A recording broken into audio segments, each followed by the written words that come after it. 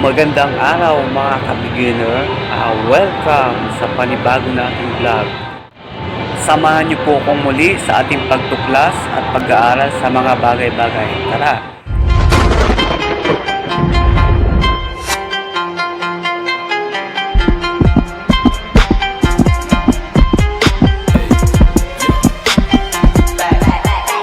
Here we go, making really on, getting icy zone, flexing, I've been swerving, make it trendy, we look sexy. Here we go, making really on, getting icy zone, flexing, I've been swerving, make it trendy, we look sexy.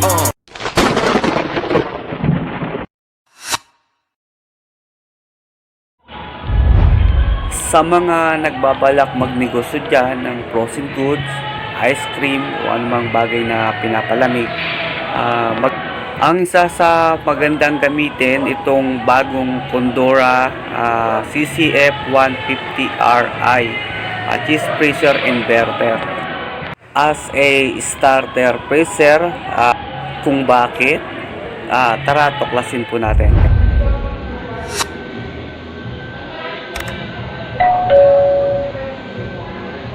Bali, bagong labas lang to mga ka-beginner. 5.3 cubic feet, yun yung pinakalaki niya. Katamtaman lang para sa mga nagsisimula pa lang ng negosyo. So kung hindi nyo naman kailangan ng kalakihan pa na stock, tamang-tama lang po ito. Bali, dual function na to. Pwede siyang freezer, pwede rin siyang chiller. Kagandahan sa Condora kasi for business talaga yung mga design halos ng gawa nila ng cheese freezer tsaka mga rep. Ito yung loob niya mga brad. So may lock na rin siya kung gusto nyong secured yung freezer, so hindi nabubuksan. Balot ng ABS plastic yung body niya sa loob, so it is maganda. May sliding glass cover para hindi sumisingaw.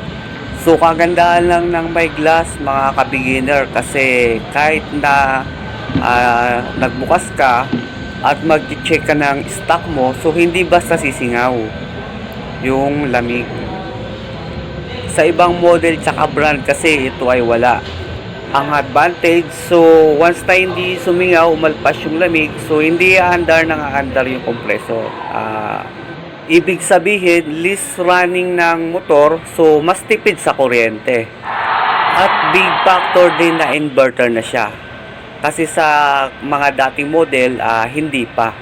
So bago pa lang nilalabas na inverter yung mga freezer sa ngayon. Kalimitan kasi sa rep lang. For 5.3 cubic feet na freezer, so ang wattage niya is 69 watts lang. Again sa mga dating model na non-inverter, matitipid nyo siguro sa kuryente mga 30 to 40%. Pero siyempre depende sa paggamit. Ito yung manual mga ka-beginner. Sisilipin ko lang. So dual function na nga siya. Pwede siyang freezer, pwede siyang chiller. So which is maganda, pwede ka na maglagay ng mga debote kahit na makaligtaan mong tanggalin at maibabad siya. So hindi siya puputok gaya ng mga dati. Na pag na-overfrost, malalakita mo, basag na. Pero syempre, babaguhin mo pa rin yung temperature settings. Then load maximum capacity, pwede siya hanggang 90 kilos. Yun yung makina, pinaka-maximum niya. Freezer maximum temperature, turn right. And then pag chiller, turn left. Pwede mo rin i-boost yung cooling capacity niya. Click mo lang tong button na to. So mas mabilis mo siya mapapalamig kung halimbawa nagmamadali po kayo. Sa Pilipinas naman po is well known na si Condora. Kumbaga hindi na bago sa atin yung brand na to. Kalimitan talaga is for business siya. May nagawa na nga po pala akong dating video na related sa topic na to. Yung kung paano malalaman yung tipid sa kuryente yung rep na bibili nyo. Sana panoorin nyo rin po para malaman nyo po at kung paano i-compute yung kuryente. At malaman kung magkano yung maging consumption ng gamit nyo. At bago po ako magtapos, again, maraming salamat po sa suporta nyo. Sana dumami pa po tayo sa channel na to. Please subscribe, hit the notification bell para lagi po kayong updated sa mga video na katulad nito. Shout out nga po pala sa mga taong to. Maraming salamat mga brad. Ang next upload ko po, sa Libangan Day naman po tayo. Sana panoorin nyo rin po. So hanggang dito na lamang po. Hanggang sa muli. Maraming salamat.